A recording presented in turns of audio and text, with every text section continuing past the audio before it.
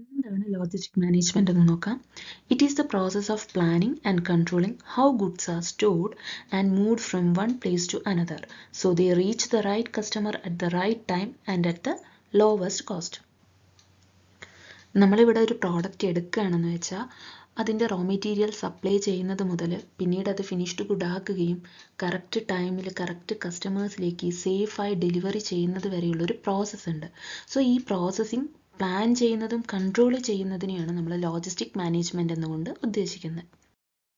Logistic management എന്ന ഒരു concept clear ആക്കാൻ വേണ്ടിയിട്ടാണ് ഇവിടെ ഒരു എക്സാമ്പിൾ കൊടുത്തിരിക്കുന്നത്. ഇവിടെ നമ്മൾ എടുത്തിരിക്കുന്ന എക്സാമ്പിൾ എന്ന് പറയുന്നത് ഒരു ഷൂ കമ്പനി ആണ്. ഇവിടെ the shoes are made in A factory. നമ്മൾ ഫാക്ടറിയിൽ ഷൂസ് ഉണ്ടാക്കുന്നുണ്ട്.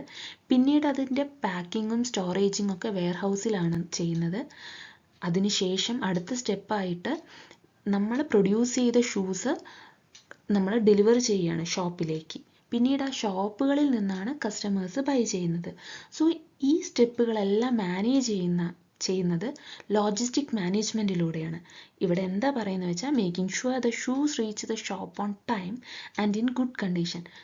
ഷോപ്പിലേക്ക് കറക്റ്റ് ടൈമിൽ തന്നെ നമ്മൾ പ്രൊഡ്യൂസ് ചെയ്ത ഷൂസ് എത്തുന്നുണ്ട്.